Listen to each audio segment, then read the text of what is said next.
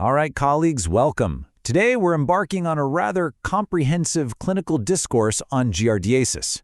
We're going to move beyond the textbook summary and really dissect this endemic parasite, from its clinical presentation all the way through to its challenging long-term effects. So here's how we'll structure our discussion today. We'll start with the disease profile, move into identification, touch on the pathogen and its resistance, then cover treatment, prevention, and finally we'll wrap up with the complications and long-term effects. It's a logical progression from pathogen to public health. Okay, so before we dive in, let's establish our terminology. The agent we're focused on is Giardia lamblia.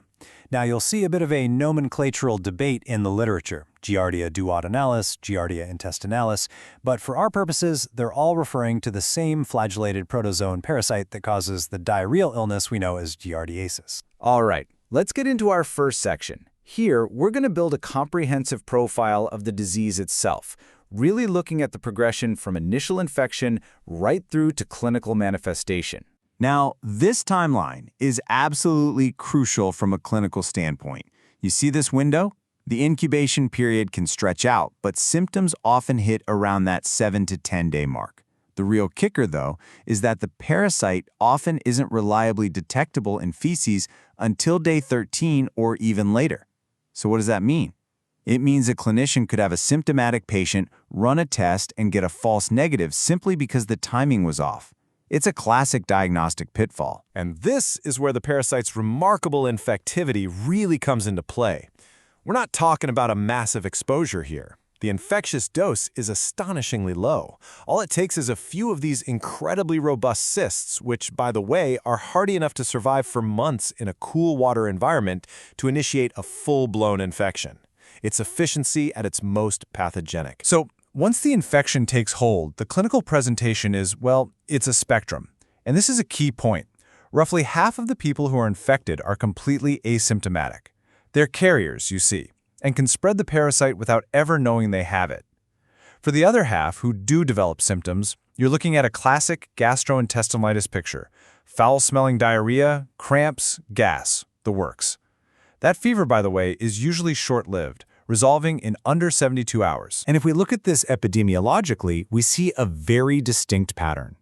In temperate climates, such as the data here from the Netherlands shows, Giardiasis isn't a year-round constant. No, it has a clear seasonal peak in the late summer and early fall, August, September, October. This strongly correlates with human behavior, right? More recreational water use, more exposure, more transmission. So who's most at risk? Well, while anyone is susceptible, we definitely see specific high-risk populations.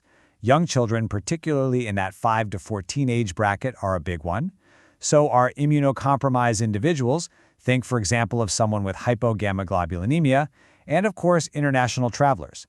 The risk factors themselves are tied to the transmission route, contact with a symptomatic family member, swimming in contaminated water, or even just handling diapers.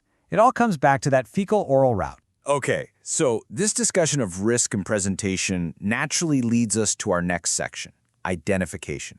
How do we actually find this parasite and confirm a diagnosis with confidence? When it comes to diagnostics, we're essentially looking at a tale of two technologies. For years, the cornerstone was traditional microscopy, literally a skilled technologist visually identifying cysts or trophozoites. The problem, as you know, is that its yield is highly dependent on both technician skill and the timing of the sample, thanks to intermittent shedding. That's why the paradigm has shifted. Today, the preferred method, the gold standard, is a nucleic acid amplification test, or NAT. We're talking about PCR here. By targeting the parasite's DNA, we get vastly superior sensitivity and specificity. It's just a better test. So a few critical takeaways for diagnostics. First, the primary sample is always going to be fecal material. Second, don't even bother with serology. Antibody tests can't distinguish between an active infection and a past one, making them clinically useless here. Third, culturing Giardia just isn't done in a routine diagnostic setting. And finally, and I can't stress this enough, remember the challenge of intermittent shedding. A single negative microscopy result does not rule out Giardiasis. You may need multiple samples. All right, let's pivot now and focus on the pathogen itself, because there's a significant clinical challenge emerging that we need to address. This quote really hits the nail on the head. Think about that. Unlike with bacteria, we don't have routine susceptibility testing for Giardia. Our evidence is clinical. And what we're seeing, what clinicians are reporting, are treatment failures with our go-to drug.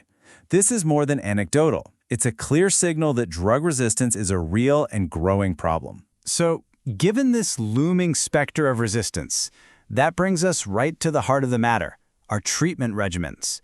How do we manage this infection effectively? Okay, first principles of management. Before we even reach for an antimicrobial, the first step is always supportive care.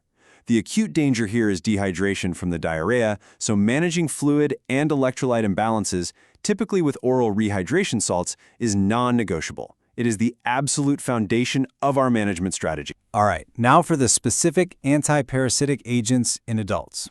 Metronidazole is, of course, the workhorse. You see the two common regimens here, a shorter, high-dose course or a longer, lower-dose one. But look at tinidilate. When you can get it, it's often the superior choice. Why? It's a single 2-gram dose. That's a huge win for patient compliance compared to a multi-day regimen. Plus, it generally has a better side effect profile. It's an elegant solution. Now, a few notes on post-treatment follow-up. If the patient's symptoms are persisting, yes, a control stool exam about 10 days later is a good idea. But, and this is a critical differential, don't automatically assume it's treatment failure. The intestinal inflammation can induce a secondary temporary lactase intolerance. The parasite is gone, but the gut is still healing. It's a common post-infectious phenomenon. And naturally, for our pediatric patients, dosing isn't one-size-fits-all. It requires careful adjustment for age and weight. Okay, so we've managed the individual patient. Let's zoom out now to the public health level and talk about prevention and infection control.